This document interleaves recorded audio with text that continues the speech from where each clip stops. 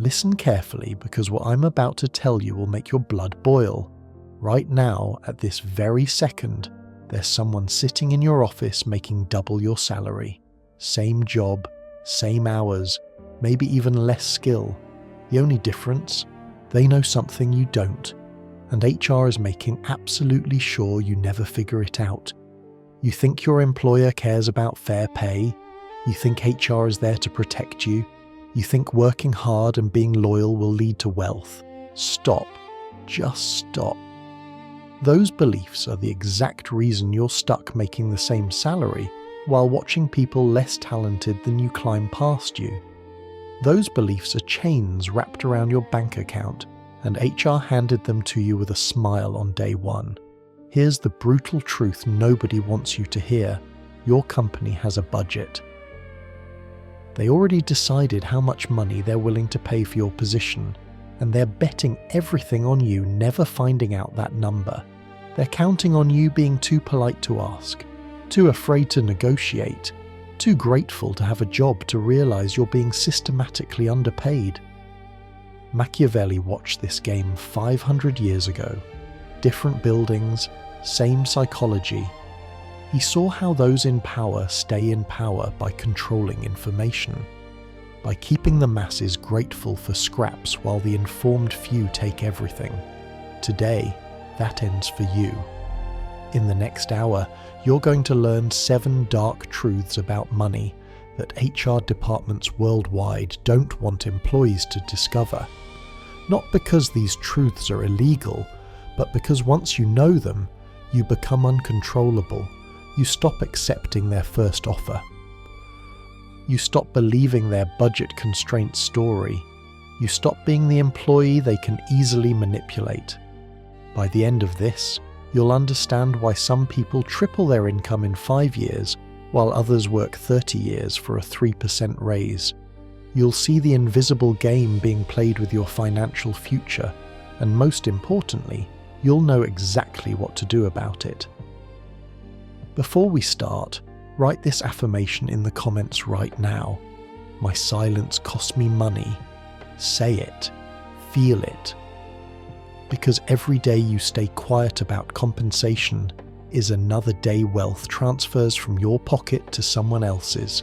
Let's begin. Think about your last salary review.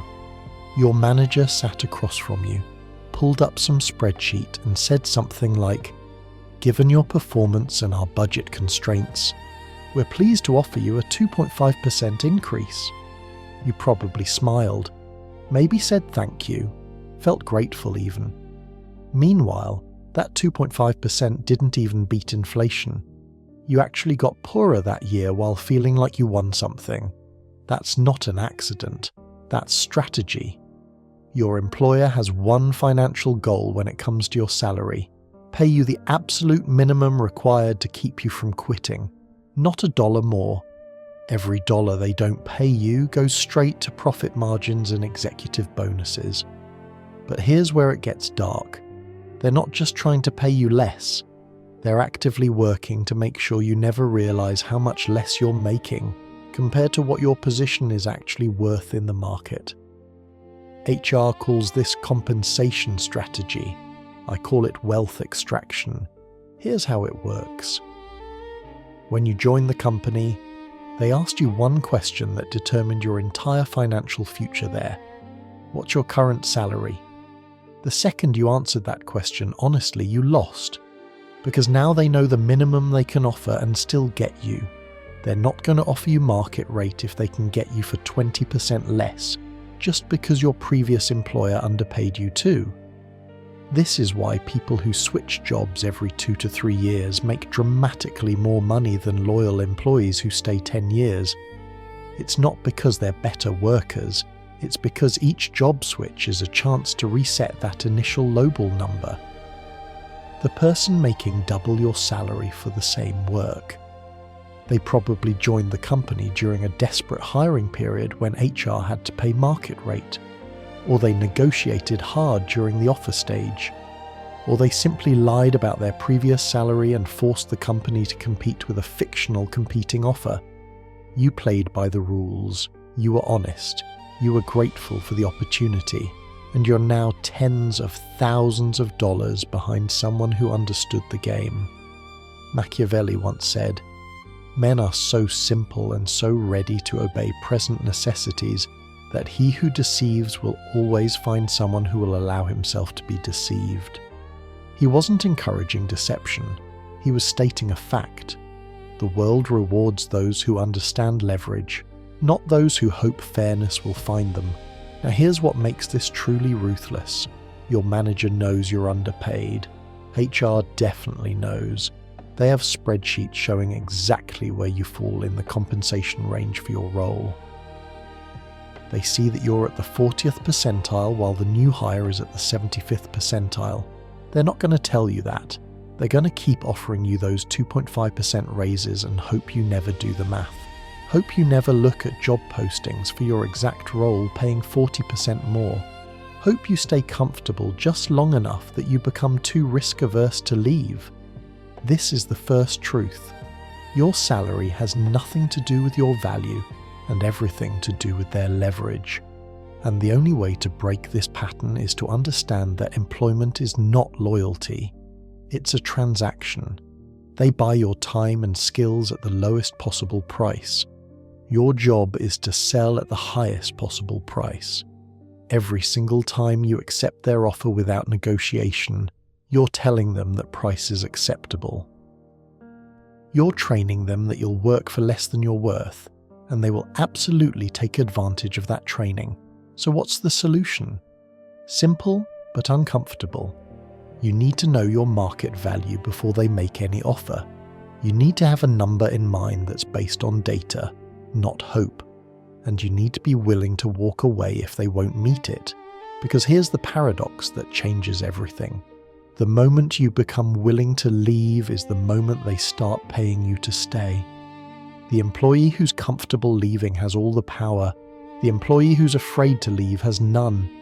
Your financial future isn't determined by how hard you work. It's determined by how well you understand the compensation game and how willing you are to play it strategically instead of emotionally. Drop this affirmation in the comments. I negotiate everything. Now that you understand your salary is a negotiation, not a reward, let's talk about something even more dangerous, the benefits trap.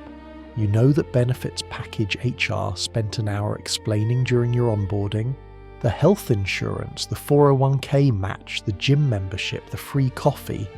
They weren't selling you benefits. They were buying your silence about compensation. Here's how this works psychologically. When you're evaluating a job offer, you're looking at two numbers, salary and total compensation. Salary is obvious. That's the money hitting your bank account. Total compensation includes all the benefits, and HR works very hard to make that number look massive. Your total compensation package is actually $95,000 when you include benefits, they'll say, even though your salary is only $70,000. Sounds great until you realize something. Most of those benefits cost the company a fraction of what they claim they're worth, and none of them help you build wealth. That health insurance they're valuing at $12,000, it costs them $4,000 because they buy it in bulk. That gym membership they're counting as $600 in value. They pay $200 because it's a corporate rate. The 401k match they're bragging about, it's capped so low that it barely matters, and it vests over 4 years, so you'll probably leave before you get it all. Meanwhile, they're using these inflated benefit values to justify paying you less in actual money. Money you could invest. Money you could use to start a business. Money that compounds into wealth. Benefits don't compound. Benefits don't build equity. Benefits don't create financial freedom. Only money does that. But here's the truly dark part. Those benefits also trap you. That health insurance keeps you from quitting. Those unvested 401k dollars keep you staying just one more year. That PTO policy makes you afraid to interview during work hours. They're not generous perks. They're golden handcuffs designed to reduce employee turnover without actually paying more. Think about this. You have 15 days of PTO. Sounds reasonable, but you're too busy to use them all, and when you do take time off, you're answering emails because nobody else can do your job. So those 15 days are really just 15 days where you work from your phone instead of your desk. The company counts them as a benefit. You experience them as stress, or consider the 401k match. They match 3% of your salary up to 6% contribution. Sounds amazing until you realize that 3% of your underpaid salary is almost nothing, and you're locking that money away for 30 years while they get to use the tax benefits immediately. Meanwhile, if they just paid you 10% more in salary, you could invest that money however you want, access it when you need it, and actually build wealth on your terms.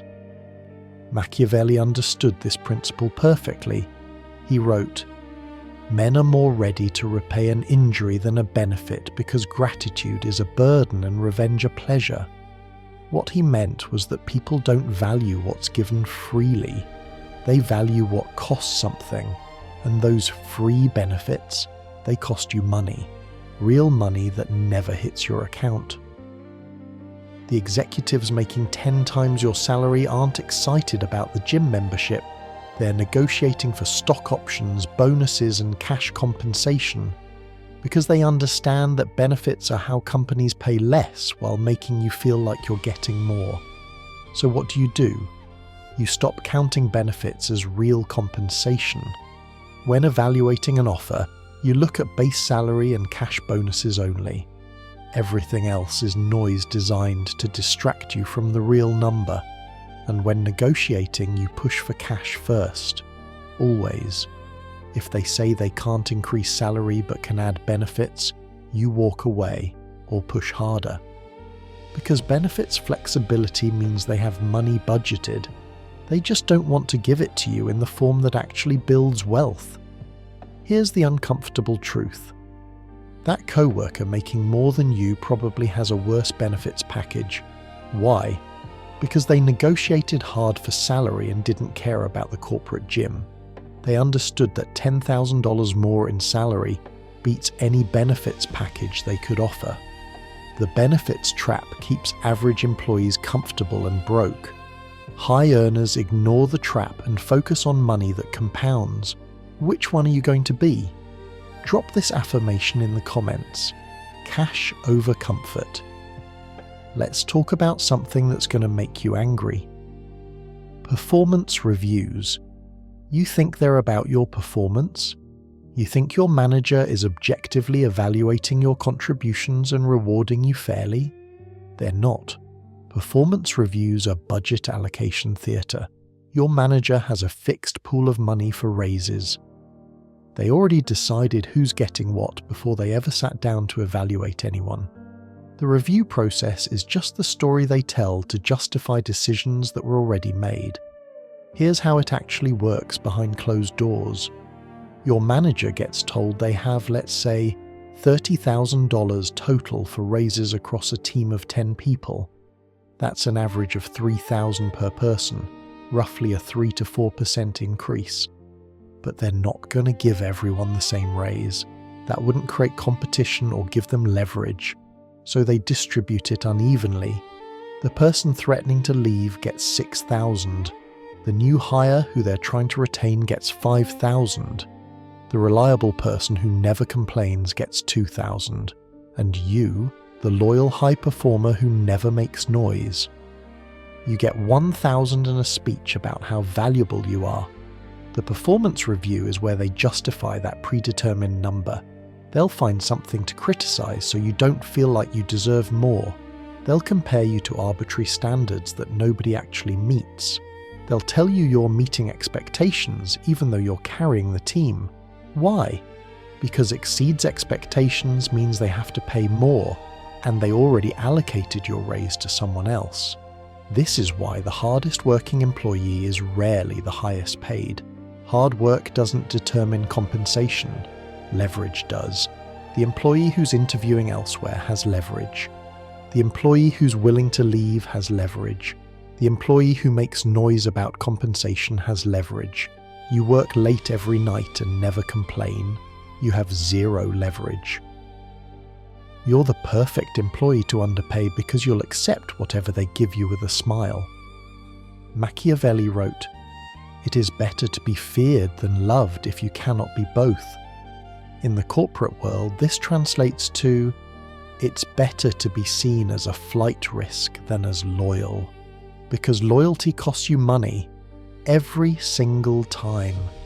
Think about your last performance review. Did your manager spend more time talking about what you did well or what you could improve? If they focused on areas for improvement, that's not feedback. That's justification for paying you less than you're worth. They need you to believe you're not quite good enough yet, so you'll accept a smaller raise and work even harder to earn a better one next year. It's a psychological trap that keeps you running on a treadmill that goes nowhere. Now here's the part that's going to hurt. Your manager probably likes you. They probably think you're great at your job, but when they're sitting in that budget meeting with their boss, deciding how to split $30,000, they're not thinking about fairness. They're thinking about risk. Who's most likely to leave if they don't get a good raise? That person gets the money. Who's going to stay regardless? That person gets the minimum. It's not personal. It's economics. And the only way to win this game is to make yourself the risk. How do you do that? You start interviewing, not because you necessarily want to leave, but because you need to know your market value, and you need your employer to know you're looking. You don't have to quit. You just have to be willing to quit. That willingness completely changes the dynamic. Suddenly you're not the safe, loyal employee they can underpay. You're the flight risk they need to retain, and retention budgets are always bigger than performance budgets. Here's the truth, HR will never tell you. The company has different pools of money for different purposes. The annual raise pool is tiny. The retention offer pool is massive. The new hire pool is somewhere in between. If you quit and they try to counteroffer, that money comes from retention. If you threaten to leave and they suddenly find budget for a raise, that's retention money. If a new hire starts at a higher salary than you, that's new hire budget. All of this money could have been yours from the beginning, but they bet on you not knowing these pools exist. They bet on you believing that your annual 3% raise is all they can afford. It's not. They're just betting you'll never call their bluff. So what do? You stop treating performance reviews as moments of judgment and start treating them as negotiation opportunities. You come with data about market rates. You come with examples of offers you're considering. You come with the number you know you deserve, and if they can't meet it, you leave. Not out of anger, not out of spite, but because you understand that loyalty to a company that won't pay you fairly is just another word for accepting less than you're worth. The person making 40% more than you for the same job, they probably didn't get that through performance reviews. They got it by leaving and coming back, or by joining when the company was desperate, or by negotiating like their financial future depended on it, because it does. Drop this affirmation in the comments. My leverage is real. Now we need to talk about the most expensive lie you've ever been told. The career ladder. You've been conditioned to believe that career progression works like climbing stairs. You start at entry level, work hard, get promoted to mid-level, work harder, eventually reach senior level, and maybe, if you're lucky, make it to management or executive. Step by step. Predictable, fair, merit-based, complete fiction. The career ladder is a myth designed to keep you patient while time runs out on your earning potential. Because here's what actually happens. You spend 3 years proving yourself at entry level. Finally get promoted with a 7% raise. Spend another 4 years at mid-level. Get promoted again with a 10% raise. Spend 6 years as a senior before maybe seeing director level. Meanwhile, someone from outside gets hired directly into senior level at a salary 30% higher than yours. Someone else jumps companies 3 times in 5 years and makes double what you make because each jump came with a 20 to 30% increase. The ladder is for people who follow rules. The elevator is for people who understand the game. Let me show you how this works in real numbers. Let's say you start at $60,000. After 3 years, you get promoted to mid-level at $64,000. 4 years later, you hit senior level at $75,000. 10 years into your career, you're making $75,000. Now let's say someone else starts at $60,000. After 2 years, they jump companies for $75,000. 2 years later, they jump again for $95,000. 1 more year, another jump to $115,000. 5 years into their career, they're making $115,000. Same skills, same experience level, different strategy. The person who climbed the ladder made $75,000. The person who jumped made $115,000. That's a $40,000 difference per year. That compounds into millions over a career. Why does this happen? Because companies budget differently for external hires than internal promotions. They'll pay market rate to hire someone but only give small percentage increases to promote from within. It's cheaper to underpay you forever than to pay you what you're worth, and they're counting on you being too comfortable or too afraid to leave. Machiavelli wrote, "A prince who wishes to maintain his power must learn not to be good and to use that knowledge according to necessity." In the corporate world, this means you must learn when to abandon loyalty and use your mobility strategically. Staying at one company because it feels safe or comfortable is not virtue, it's financial self-sabotage. But here's where it gets really dark. HR knows all of this. They have spreadsheets showing internal promotion salary increases versus external hire salaries. They see that they're paying new hires 20 to 30% more than people promoted internally for the same role. They don't fix it because they don't have to. Most employees don't leave. Most employees believe in the ladder. Most employees think loyalty will eventually pay off. It won't. Your company will happily let you leave, realize they need to pay market rate to replace you, hire someone less experienced for more money, and never once consider that they could have just paid you fairly. This isn't evil, it's economics. They're optimizing for profit. You need to optimize for wealth. So what does this mean practically? It means you need to treat your career like a series of strategic moves, not a ladder to climb. Every 2 to 3 years, you should be evaluating your market value and considering external opportunities. Not because you're disloyal, because you're not stupid.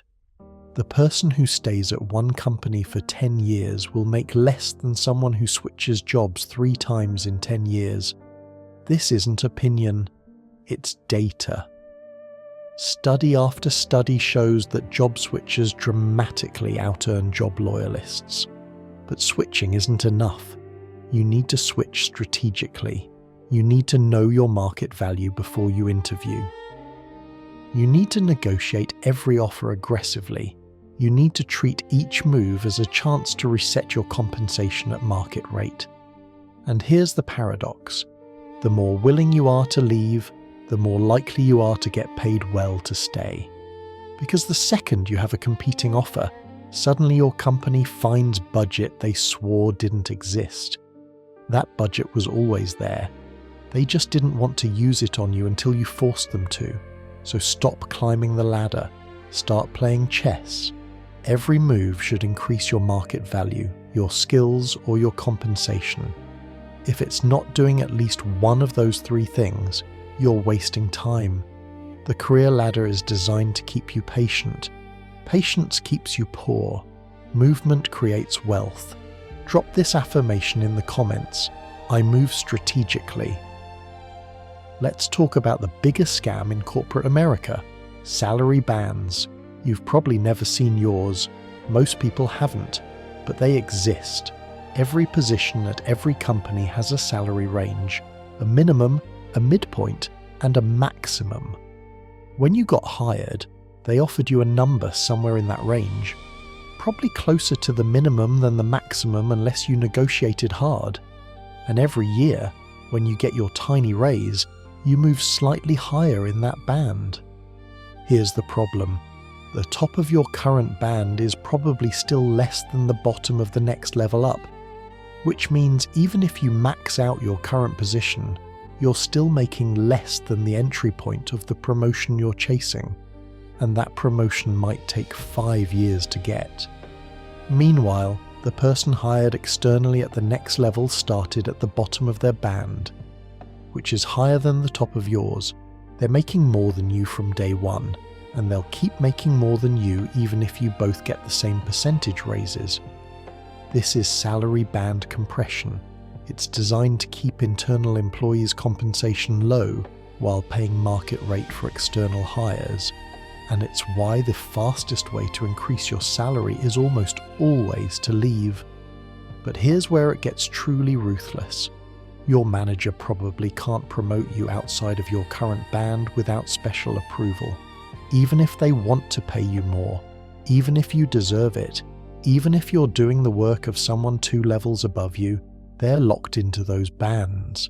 The system is designed to underpay you. Your manager can't fix it even if they want to. The only person who can fix it is you, by leaving. Machiavelli once said, "Wise men say, and not without reason, that whoever wishes to foresee the future must consult the past." Look at your salary history. How much have you increased in the last 5 years through raises and promotions? Now look at job postings for your current role. How much more would you make if you joined a new company today? That difference is the cost of loyalty, and I guarantee it's more than you think. Now here's what HR doesn't want you to know about salary bands. They're not fixed by law or economics. They're arbitrary numbers created by compensation committees who are incentivized to keep them as low as possible, and those bands get adjusted periodically based on market conditions. But your salary doesn't automatically adjust with them. If the band for your role increases 20% because of market pressure, you still keep your old salary unless you negotiate for more or leave. This is why you see wild discrepancies in pay for people doing the same job. They were hired at different times when the bands were different, or they negotiated better, or they switched companies. The salary band system isn't designed to pay people fairly. It's designed to give companies control over compensation costs while making employees feel like there's some objective standard being followed. There isn't. So what do? First, you find out what band you're in and where you sit in that band. Most companies won't tell you directly, but you can figure it out by looking at job postings, talking to recruiters, or checking sites like Glassdoor and levels.fyi. Once you know where you are, you can calculate the real cost of staying. If you're already at the 75th percentile of your band, raises are going to be minimal because they don't want you exceeding the maximum. Your only path to significant compensation growth is promotion or departure. Promotion takes years and might only bump you to the bottom of the next band. Departure can jump you to the middle or top of the next band immediately. The math is clear. Leaving wins. But here's the psychological trap that keeps people stuck. They think they'll lose security, relationships, reputation, or momentum by leaving. They think the next place might be worse. They think they should be grateful for what they have. Meanwhile, they're leaving hundreds of thousands of dollars on the table over the course of their career because they're afraid of change. The person making 50% more than you for the same work isn't smarter. They're just less attached to false security and more focused on actual money. Your salary band is a cage, and the only key is your willingness to walk out the door. Drop this affirmation in the comments. Numbers don't lie. We're about to discuss something that will fundamentally change how you view your relationship with your employer. Equity. Most people think equity means stock options, RSUs, or ownership in the company. That's one definition. But there's another kind of equity that matters more, and most employees never realize it exists. I'm talking about value equity, the difference between the value you create for the company and what they pay you. Here's how it works. You're a software engineer making $100,000 a year. You build a feature that generates $2 million in annual revenue for the company. Your cost to the company, including benefits and overhead, is about $150,000 total. The company just made $1.85 million in profit from your work. That's value equity, and you're never going to see a cent of it beyond your salary. Now multiply that across every employee. Every dollar of profit a company makes is value equity extracted from workers. The executives and shareholders capture that equity, while employees get fixed salaries that have nothing to do with the value they create. This is the fundamental structure of employment. You sell your time and skills for a fixed price. They capture unlimited upside from your work. It's not evil, it's just the deal. But here's what makes it dark. Most employees don't realize this is the deal. They think if they work harder and create more value, they'll get rewarded proportionally. They won't. You can double your productivity. You can generate 10 times more revenue. You can single-handedly save the company millions. Your salary will still increase by 3% a year because that's what the budget allows. Meanwhile, that extra value you created goes straight to profit margins and executive bonuses. The executives who own stock options will see their wealth increase based on your work. You'll get a thank you and maybe a gift card. Machiavelli understood this extraction perfectly. He wrote about how rulers maintain power by ensuring the masses never understand how much value they truly create. Keep them busy, keep them grateful, keep them ignorant of the math. Modern HR departments follow this playbook exactly. So what's the solution? You need to stop thinking like an employee and start thinking like an owner. This doesn't mean you quit your job tomorrow to start a business. It means you recognize that employment is an exchange, and you should optimize that exchange for maximum personal benefit. How do you do that? You stop giving away value equity for free. When you're creating significant value for the company, you negotiate compensation increases tied to that value. You document your contributions. You quantify your impact in revenue or cost savings, and you use that data to demand more money. If they won't pay you proportionally to the value you create, you take that value creation ability to someone who will, or you start building your own equity through side businesses, investments, or ventures. Because here's the brutal truth. You will never get rich working for someone else. Never. The math doesn't work. Even high salaries are nothing compared to ownership equity. The person making $500,000 a year in salary sounds rich, but they're broke compared to the person who owns even 1% equity in a company worth $100 million. That's $1 million in wealth. And it compounds. Salaries traded for time. You stop working, you stop getting paid. Equity compounds. It grows whether you're working or sleeping. It can be sold, leveraged, or passed down. This is why wealthy people obsess over ownership, and everyone else obsesses over salary. Different game, different outcome. Now, most people can't start with equity. You need to build skills, capital, and opportunity first.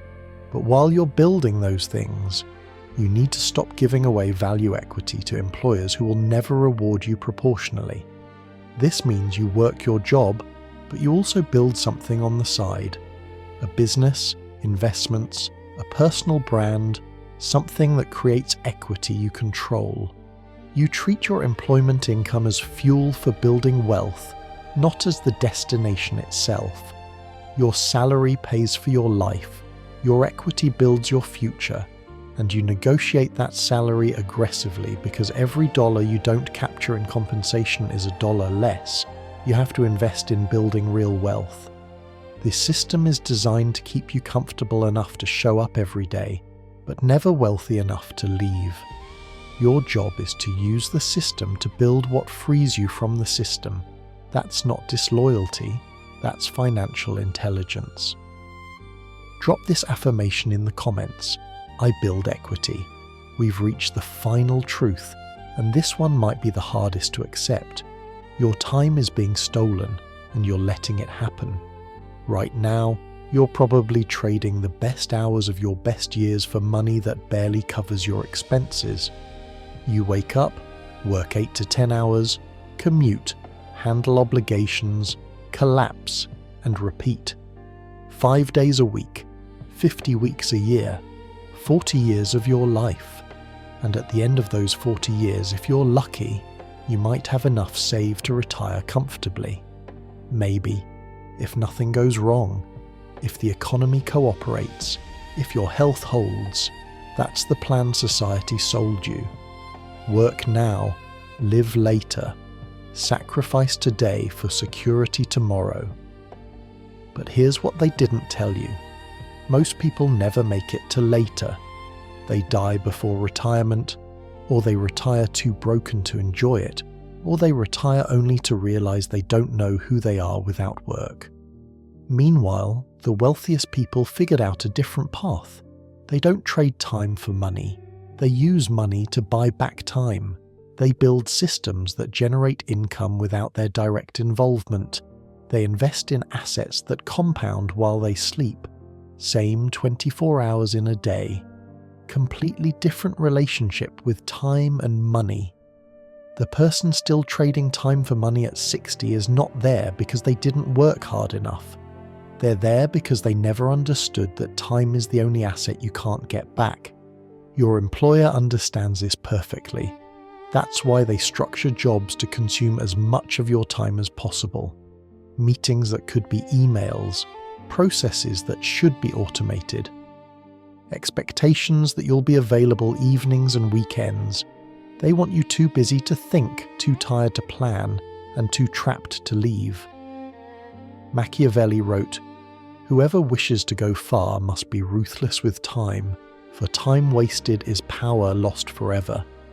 Every hour you spend in a job that underpays you is an hour stolen from building something that could free you.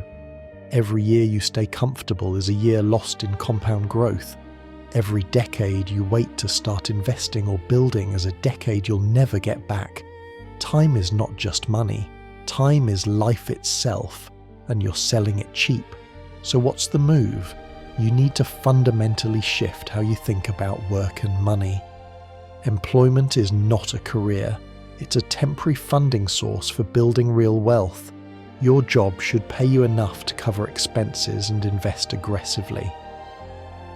That's it. If it's not doing that, you're in the wrong job. Every dollar you make above your living expenses should go into assets that compound.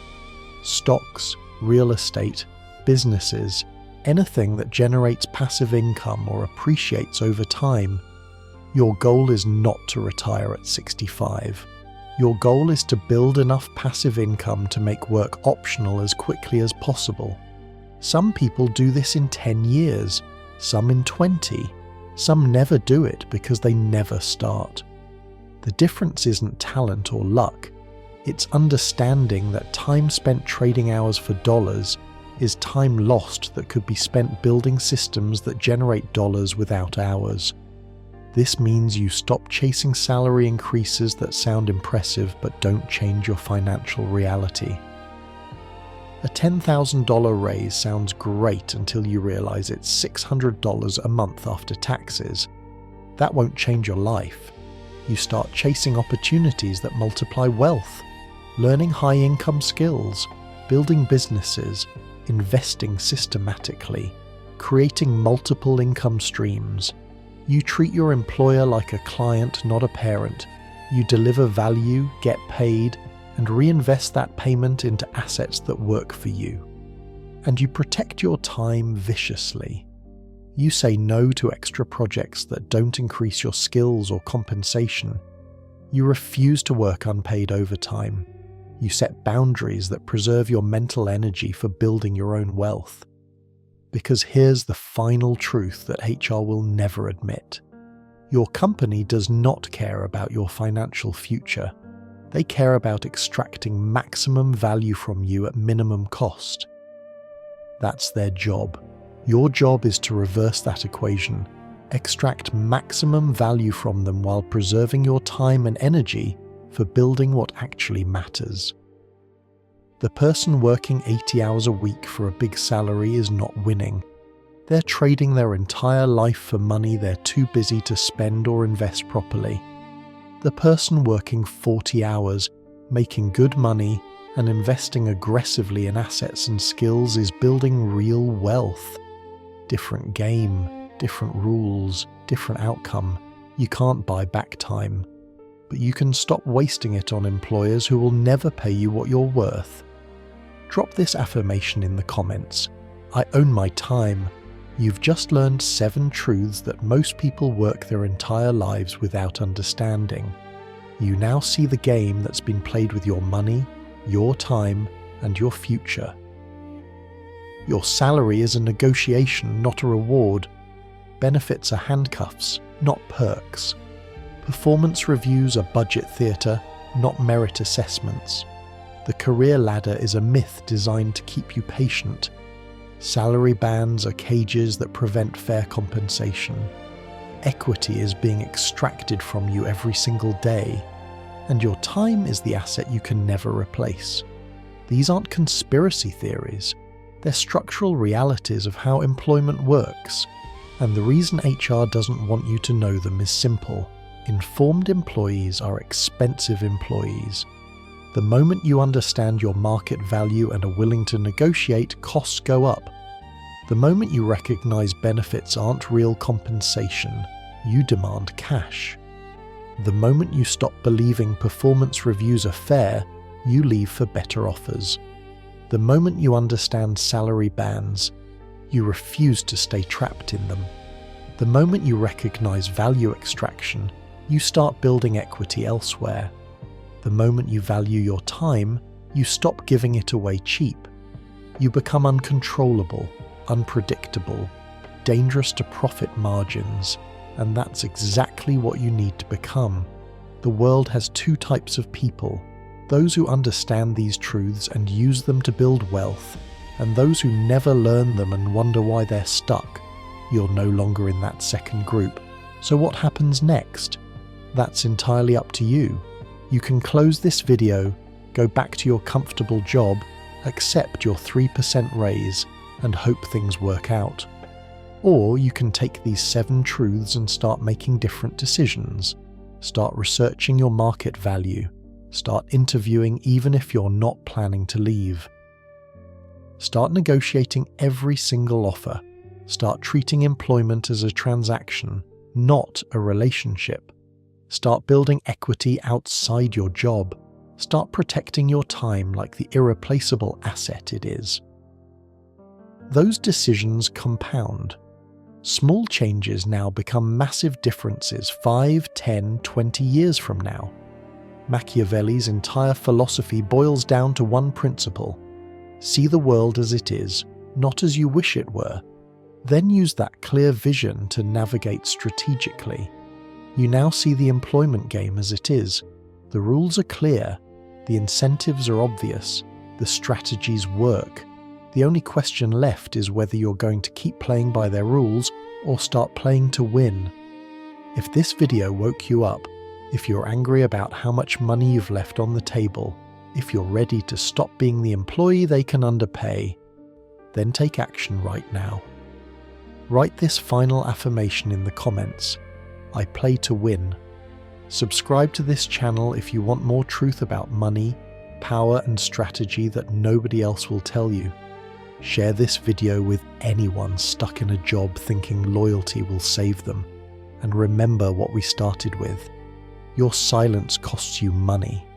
The moment you stop being silent about compensation, about value, about time, is the moment everything changes. The game is already being played. You just didn't know you were a piece instead of a player. Now you know. Now you act.